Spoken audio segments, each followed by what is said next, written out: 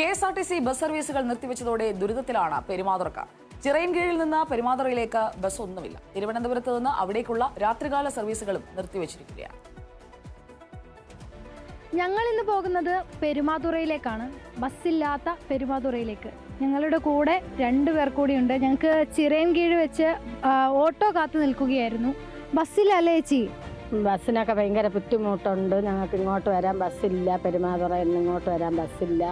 ആട്ടോ കിട്ടിയാലേ ഞങ്ങൾക്ക് ഇവിടെ വന്ന് ഹോസ്പിറ്റലിൽ വന്ന് പെട്ടെന്നുള്ള ആവശ്യത്തിന് വരാൻ പറ്റുന്നില്ല ഞങ്ങളെ കൊണ്ട്. ഞങ്ങളിവിടെ നിന്നിട്ട് ഒരു മണിക്കൂറിലധികമായി. ബസ്സില്ലാതെ ഞങ്ങൾ പോയതുകൊണ്ട് ഞങ്ങൾ ഡോക്ടറിനെ കാണാനും ഞങ്ങൾക്ക് പറ്റിയില്ല. ഇതിന് വലിയ യാത്രാ ദുരിതമാണ് പെരുമാതുറക്കാരായ ഓരോരുത്തരും അനുഭവിക്കുന്നത്. അവരുടെ ഒക്കെ പ്രശ്നങ്ങൾ നമുക്ക് കേൾക്കണം. അതിനുവേണ്ടിയാണ് ഈ യാത്ര.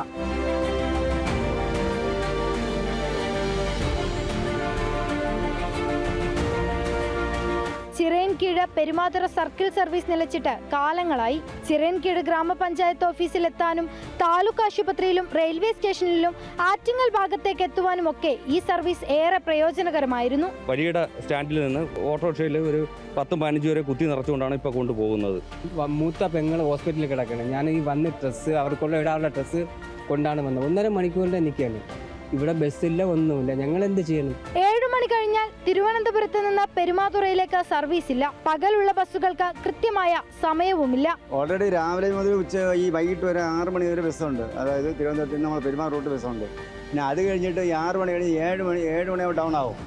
പിന്നെ അതിനുശേഷം പിന്നെ ചിറയൻകീഴ് റൂട്ട് ബസ്സില്ല. ടെമ്പോ ബസ്സിന് തൊട്ട് മുമ്പ് പോകും. അതിൻ്റെ ബാക്കിൽ നിന്ന് ബസ് വരും. കണിയാവരം വരെ ഉള്ളൂ. അത് 1 മണിക്കൂറിന് മുകളിലായി ഇവരൊക്കെ ഇവിടെ ബസ് കാത്ത് നിൽക്കുന്നു. ചിലർ ഇപ്പോൾ വന്ന ടെമ്പോയിൽ കയറിപ്പോയി.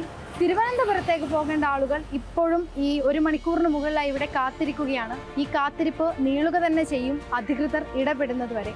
അമൽ സുനിലാലിനൊപ്പം Drishya Puthiyadath, big TV journalist, Thiruvananthapuram.